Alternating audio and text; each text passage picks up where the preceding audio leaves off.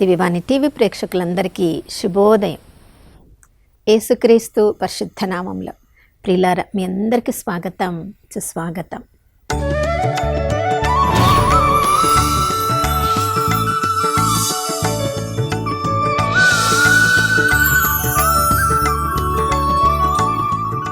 గడిచిన కాలమంతా మనల్ని కంటికి రెప్పలా కాచుకున్న ఆ దేవాతి దేవునికి పూర్ణ హృదయంతో, పూర్ణాత్మతో, పూర్ణ శక్తితో వందనాలు తెలియచేద్దాం.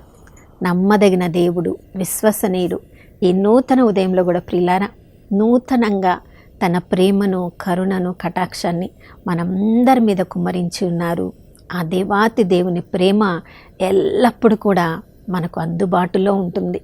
కానీ ప్రతిరోజు మన జీవితాలలో ఎన్నెన్నో కష్టాలను, నష్టాలను మనం ఎదుర్కొంటూ ఉన్నప్పుడు ఈ సమస్యలో నుంచి, ఈ బంధనంలో నుంచి, ఈ వ్యసనంలో నుంచి ఎవరు నాకు విడుదలను కలిగిస్తారు అని మన ఆత్మ ఎప్పుడు విడుదల పొందుతామా అని ఎదురు చూస్తూ ఉంటాం.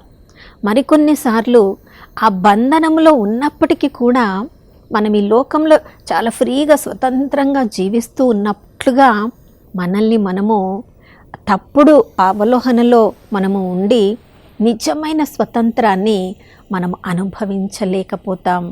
అందుకని యోహాను సువార్త 8వ అధ్యాయంలో ప్రభు అంటున్నాడు, పాపమునకు ఎవరెవరైతే బంధింపబడి ఉంటారో ఆ పాపానికి వాళ్ళు దాసులై ఉంటారు అని. ప్రియులారా, ఆ పాపంలోనే మనం ఎల్లప్పుడూ బందీలుగా ఉండాలని ప్రభు కోరుకోలేదు. కాబట్టి పరలోక తన సింహాసనాన్ని వదిలి నీ కొరకు, నా కొరకు ఈ లోకంలో జన్మించి మనము మోయవలసిన సిలువను మోసి, సిలువ మీద మరణించి, ప్రభువు మనందరి కొరకు పునరుత్థానుడై ఆత్మ ఒసగే చట్టమును, స్వతంత్రతనిచ్చే చట్టమును ఈ లోకంలోనికి తీసుకొని వచ్చారు.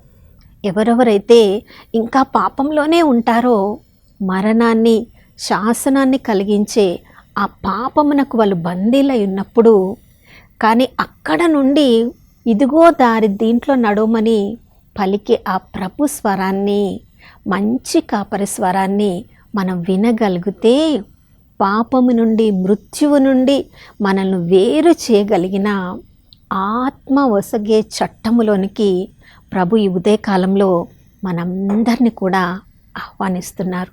అవును ప్రియులారా, క్రైస్తవ జీవితము ఆరంభమే యేసుక్రీస్తు ప్రభు నామములో, యేసుక్రీస్తు ప్రభు రక్తములో. ఎఫెసీయులకు రాసిన 2వ అధ్యాయంలో మనం చదువుతున్నాం. అది మనం సంపాదించుకున్నది కాదు, మనం ఏ వెలను చెల్లించలేదు. దేవుడు మనకు ఒక బహుమానంగా, వరముగా ఇచ్చినది, మన స్వయం కృతము కానే కాదు. మరి మనకి నూతన జన్మ ఇచ్చిన ప్రభువు ఎలా జీవించాలో కూడా ప్రభువే మనకు నేర్పిస్తారు.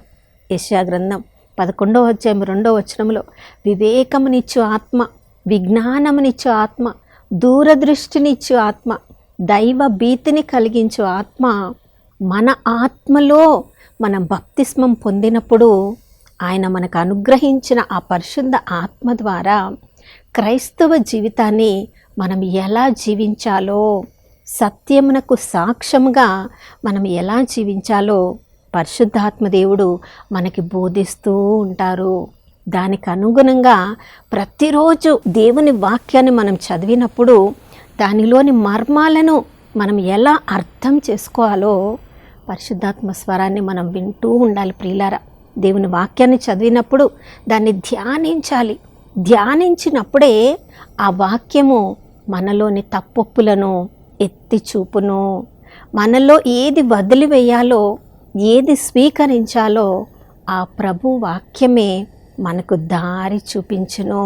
ప్రియులారా, పరిశుద్ధాత్మ చేయి పట్టుకొని నడిచిన నాళ్ళు కూడా మనము సత్యములోనే నడుస్తూ, సత్యమునకు సాక్ష్యం ఇస్తూ స్వతంత్రులంగా జీవిస్తాం.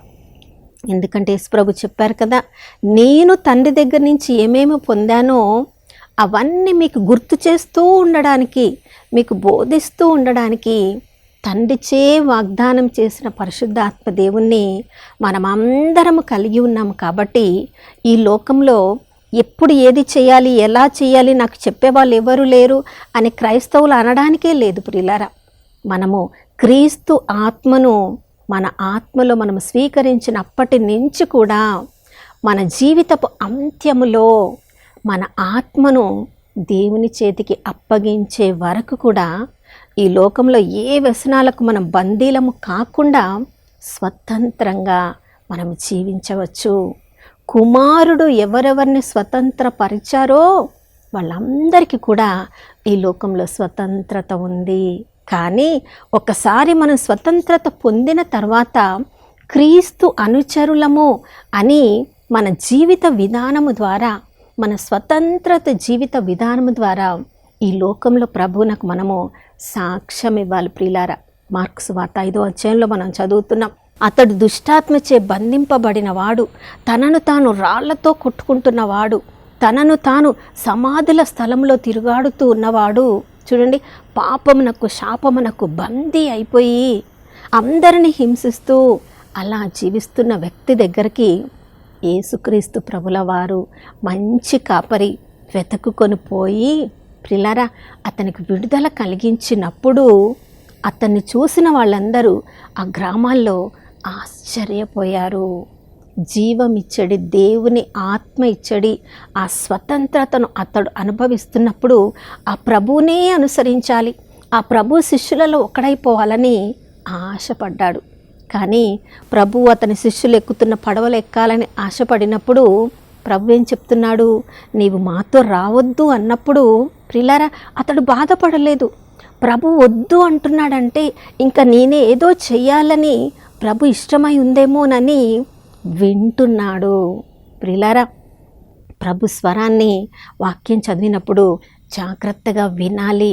అది మనకు అర్థం కానప్పుడు మరలా మనకు అర్థం చేపించే పరిశుద్ధాత్మ దేవుడు మనకు అర్థమయ్యే వరకు చెప్పే వరకు కూడా వాక్యాన్ని వింటూ ఉండాలి, మననం చేసుకుంటూ ఉండాలి, ధ్యానిస్తూ ఉండాలి. చూడండి, దుష్టాత్మ నుంచి విడుదల పొందిన వ్యక్తి ప్రభు స్వరాన్ని వింటూ ఉన్నాడు.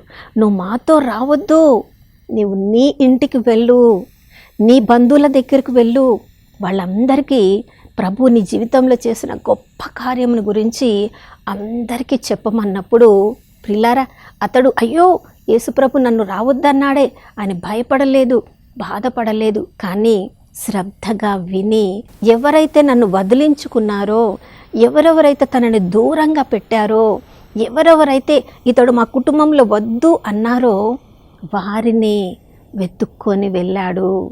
యేసుప్రభు తన జీవితంలో ఎంత గొప్ప కార్యం చేశారో, ఎంత బందీనైనా తనని విడిపించి ఎలా స్వతంత్రుని చేశారో వారందరికీ సాక్ష్యం చెప్పారు. తన కుటుంబంలో మాత్రమే కాదు, తన గ్రామంలో మాత్రమే కాదు, చుట్టుపక్కల 10 గ్రామములకు వెళ్ళి ప్రియులారా ఎంత దూరం నడిచి ఉంటాడు, ఎంతమందికి సమాధానం చెప్పి ఉంటారు, ఎంతమంది ఎన్ని రకాల ప్రశ్నలు అడిగి ఉంటారు.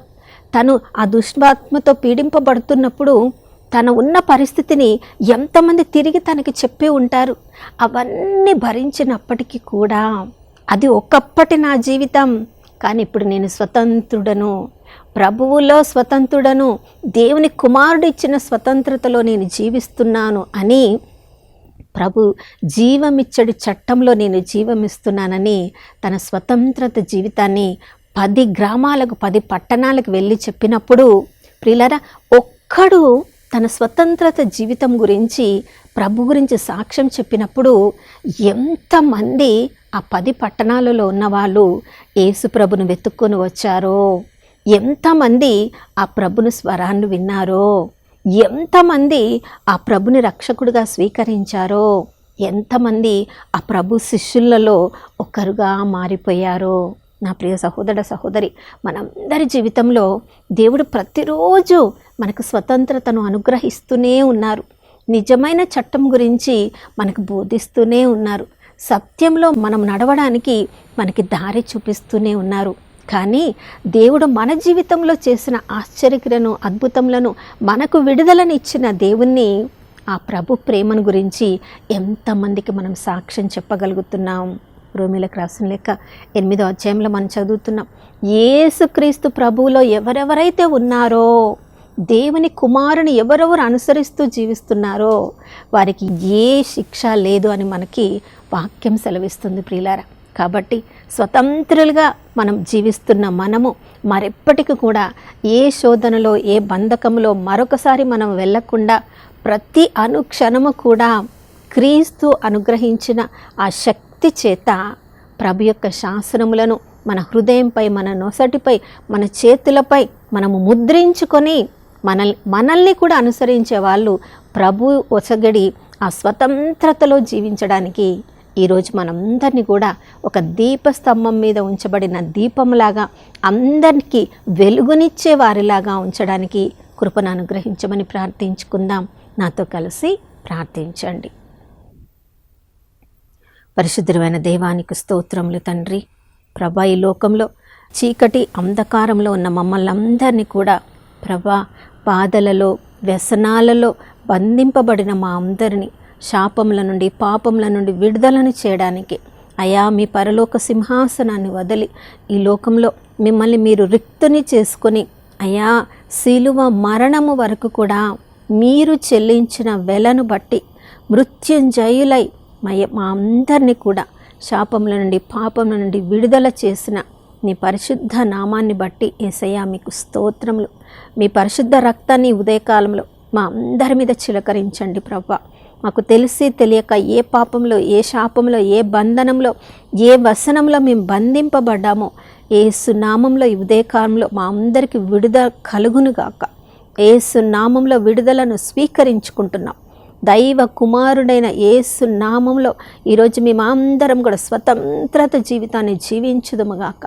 నాయనా, మీరు చూపించిన మార్గంలో నడుస్తూ సత్యానికి సాక్ష్యమిస్తూ ప్రభా, మా చివరి ఊపిరి ఉన్నంత వరకు కూడా ప్రభా నాయన సత్యంలో మేము జీవించినట్లుగా మా అందరినీ మీ పరిశుద్ధ ఆత్మతో ముద్రించమని యేసయ్య పరిశుద్ధ నామములో అడిగి వేడుకొనిచున్నాము తండ్రి. ఆమేన్.